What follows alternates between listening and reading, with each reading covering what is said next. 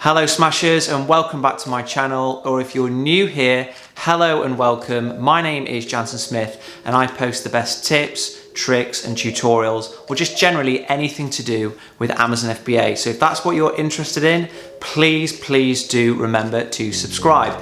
Now today's video, I'm going to be talking about my journey and something that has happened to my first product.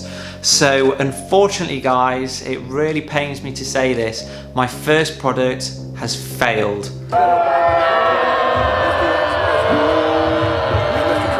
And it's something that I really wanted to do a video on because I have learned so many things from like the past 6 months with this first product.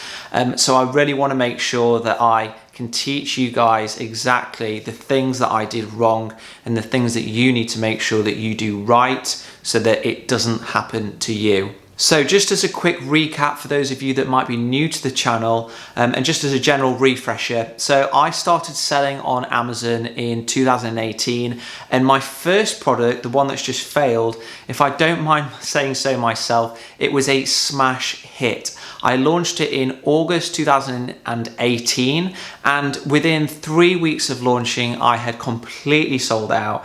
I reordered and again after a couple of weeks I sold it again, then reordered for Christmas and guess what? Sold out again. So I was having a fantastic time with this product. The reviews were coming in from customers were loving it, I was making a profit and I was generally just like really happy that I'd found this product and that I'd launched it and was seeing myself making a profit. Now then Christmas finished and of course the sales kind of slowed down a bit. But you know, I was thinking it's just post-Christmas lull, it's absolutely fine. So I put in a huge stock order. Now previously on my first, second and third order, I was only ordering like 1,000 or 2,000 units. But for this order, for the January 2018 order, I thought, do you know what? I want to try and get my costs down as much as possible, try and get those profit margins up. And I know the product sells, so what I'm going to do is order like way more than I'd done previously.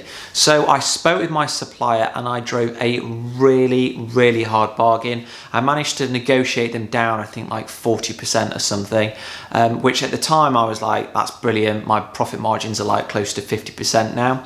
So I ordered 4,000 units in January 2018 or round about then. So I'm now starting to sell this massive batch of like 4,000 units, selling about 20 to 30 units a day, which was okay. And I thought I'll probably end up selling all of these by Christmas because as the year progresses, I'll sell more and more as we get kind of closer to Christmas. So then in about July, August time, something bad happened and it was something that I hadn't really thought about before, which was genuine reviews from customers that had used the product for a number of months. Now, when we're doing Amazon, what we typically try and do is we try and sell the product and then we try and get a review as quickly as possible, don't we? So as soon as I sell a product now, after 7 days, I'm emailing the customer and I'm like, please can I have a review? You know, it really helps me, blah, blah, blah. But there are many customers that just won't leave a review until they have used the product like for a number of months or until they've used the product and it just stops working. And this is where I tripped up. What started to happen in July and August was that customers that had bought my product a couple of months prior, so from this new 4,000 unit batch, they were buying the product, trying it out, they were happy with it, not replying. And then after like a couple more weeks of actually trying it, they were then starting to leave me 1-star reviews. Now I did a lot of investigation into this and I kind of realized that as disappointed as I was, these 1-star reviews were actually real. They were from real people that had bought my product and found that after a couple of weeks or 6 weeks or whatever is using it, it just stopped working.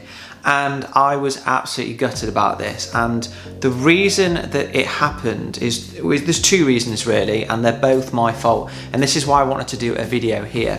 So the first reason is I negotiated, bargained, whatever with my supplier way too hard. I managed to get a price reduction, an additional price reduction of about 40%. Now, the reason that I managed to get that discount at the time I didn't really think about this, or I didn't really care, was that the supplier said, okay, we can kind of use a different type of plastic here, we can like save on costs here and here, that's how we can reduce the price. And I was like, to be honest, as long as it still has the same functionality and it looks the same, I don't really like care. But what happened is that that plastic wasn't as durable. So when the customer was using the product, it was like breaking. It's breaking very quickly. So that was the first reason. I was getting a lot of complaints from customers saying, I've had your product for like a month or whatever, and it just doesn't work anymore. Please send me a new one. Or they wouldn't even do the courtesy of doing that. They just give me a 1 star. So that was the first kind of fault of mine. And the second fault, which kind of was again due to the fact that like the quality of the materials was poor, is some of them just didn't work straight outside the box. So the initial fault rate was very high, and the mistake I made there was not getting an inspection done. Now, on my very first order, I did get an inspection done and everything came back fine. So I was like, jobs are good in, like don't need to do that again. Wrong, okay? I would say now, having had this happen to me, is that whenever you make a change to the order, whether it be customization or price, if you're negotiating heavily down on price, you need to get an inspection done again, because in all likelihood, in order to give you that price discount, the supplier has probably changed like the materials or something like that, which means that the fault rate could have indeed changed. So what I 100% should have done for the sake of like £80 is had another inspection done, had an inspection company come in, test a sample of like 200 out of that 4,000, and then said to me, do you know what, this fault rate's quite high, you need to get them remade or whatever. So that is what's happened, guys. Like, I ordered those units about January time, and I think I started selling them March or April, and then the reviews started to come through like June, July time. But it is not all bad news. So what I did is I basically thought about the product and thought, it's not really working here anymore. I'm not going to be able to kind of salvage this listing, because the review score went down from like 4.6 to 4, I think, and I was borderline going down to 3.9, which I really didn't want. The sales plummeted. I think I fell down to like 6 or 7 sales a day. I was really struggling. My pay-per-click advertising cost was literally through the roof. So what I decided to do is effectively cut my losses on the product. I knew that the product was still popular, it just had to have good reviews. So what I kind of did again is I reassessed the market, and I saw another opportunity with my product. So my product has a battery, or it did have a battery, and I thought, why don't I try and get a version that's rechargeable? A lot of customers, like I'm sure, would much prefer that. So what I did in the background is I started talking to other suppliers that made similar products, and I sourced a rechargeable version. So that's kind of why, after this whole thing that's happened, I'm not as devastated as I could be, because I've kind of swapped it out. So I've kind of got that first product that's now failed, and I found a better one to sell with Amazon. And that product, that second, or that, it was actually my third product, but the second iteration of the first one, I started to sell that in November, and again it flew off the shelves because I got my branding right. I used the same brand, so I kind of had a bit of repeat customer there. It was rechargeable, and I just like really focused on like providing the customer with exactly what they wanted. So then what I decided to do with my remaining stock is I just thought I need to try and sell them for as much as I can. Pay-per-click wasn't really working because the price I had was about £15, and people could see that the reviews compared to competitors weren't that good. So what I decided to do is add a coupon to my listing. I also reduced the price to, I think, about £12, and then gradually reduced that down to 10. But you know, even though I reduced it to that amount, I was still kind of making a profit. I think I was making like £1 or £2 profit, which I thought was quite decent. And again, what I did is I just turned pay-per-click off. I still had a search ranking on the first page. It was nowhere near the top, it was towards the bottom. And this product is quite small, so the storage costs weren't costing that much.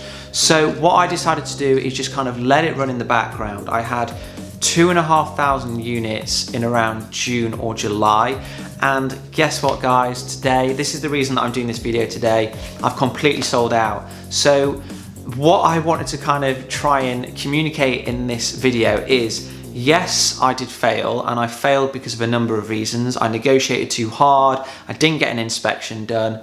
Those were the main reasons, and as a result I got bad 1-star reviews, but I managed to salvage the issue. I actually didn't lose any money on this order or on this product at all. I made money obviously from my first few orders, but on that final order where I was convinced I was going to lose all my money, I managed to basically shift them. And the reason is that I managed to lower the price down to something that was very, very attractive, but still kind of break even and at a profit. And to customers that then subsequently emailed me to say the product didn't work, I didn't even argue whatsoever. I just said, look, you can either have a refund or you can have an exchange. And actually, I don't know what it is, whether it's just the time of year or what, but customers in the last few months have been a bit more understanding. They've been like, okay, whatever, just send me a new one. Possibly because the price was so low. So before, when I was charging like 15, 16 quid, I think customers are probably a bit pissed off, being like, I've just paid 16 quid and it doesn't work. Whereas now I've been charging like £10, £11, and I think customers have been like, okay, whatever, I've barely spent anything on it, so just give me a replacement. So what I wanted to kind of conclude with on this video is, yes, I did fail, and yes, it was very upsetting at the time, but I managed to kind of make the best of the situation. And this video is kind of geared to people that might have failed in the past, or they think they're about to fail or something like that. What I want to say is, guys, you need to stay positive and kind of think of it as a problem to be solved. Sometimes these things don't work out, but I can promise you there is always a solution. You can always find a way to salvage your initial investment. At the end of the day, if you're an entrepreneur, which if you're selling on Amazon, doing Amazon FBA, you are, then just by your nature, you are a risk taker. And obviously with the word risk, it means that sometimes things cannot go your way. But what is important is that you are constantly, you're just persistent and you don't give up, and you think of how you can solve the problem. And as soon as you do solve it, or if you do decide to park it and move on, what's important is you don't give up, because I promise you, you have learned so much from doing Amazon FBA and like selling online and things like that versus the general population. Like, you might not think it now watching this video, but I can guarantee you that you are in the 1% of people out there in the country, maybe even the world, that knows how to import goods, that knows how to source things from suppliers, to negotiate, to like make things look nice and sell them online. Like, you might think that you've just had like a bit of bad luck with a product or something like that, but honestly, think of the achievement that you've like made so far, and kind of learn from what's happened, and make sure that next time when you like take a new business venture, or if you decide to sell on Amazon with a different product, that you absolutely smash it. And that is exactly what I did. Like this, about 6 months ago, 8 months ago, before I thought of this rechargeable version, I was like really disappointed, and I thought, you know, all that hard work with the first product, it's gone a bit wrong. But then looking back now, I'm like, well, things have ended well, because I've managed to sell all of those units at cost or at a very, very marginal profit. And I've also found a new product because of it. I've found a product that is very similar to my first one, but even better. So that's what you need to do, guys, if that ever does happen to you. So this video, I kind of just wanted it to be a bit of an update on my journey, to show you that I'm in no way perfect, none of us are. But what I kind of think that I have done well here is that I saw the challenge, I overcame it, and as a result, I now have a better product. So hopefully that's given you guys a bit of motivation. You know, there are many, many good things about Amazon FBA, but I try and be honest on my channel. I try and kind of give you the entire picture. Some people probably would never even film a video like this. I know for a fact that there are multiple Amazon FBA course sellers and gurus out there that have had products that have failed and they never mention it. So hopefully, guys, you have enjoyed this video. If you aren't a subscriber, please do remember to press that little button down there and hit the notification bell. And if you've got any questions or anything like that, feel free to post in the comment section below. Otherwise, guys, I will see you next time.